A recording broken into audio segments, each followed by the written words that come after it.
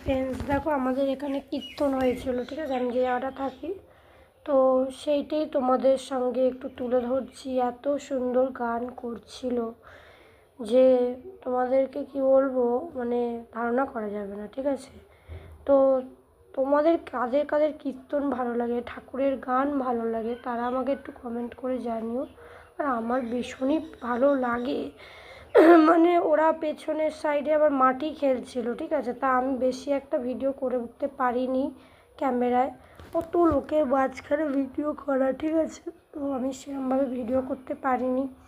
আমি ভাবলাম চলো, কাদা কেন খেলছিল, কারণ গোপাল যখন বাল্যরূপে ছিল তখন মাটি খেলতো, তো সেই কারণে ওরাও মাটি খেলছিল, ঠিক আছে। তো দেখো অনেকে মাটির মানে কাদা হয়ে তারা যাই হোক ঠাকুরের গান করছে, তা ও পাশে প্রচুর কাদা খেলছিল। তা চলো সেটাই আমি তোমাদের সঙ্গে শেয়ার করলাম।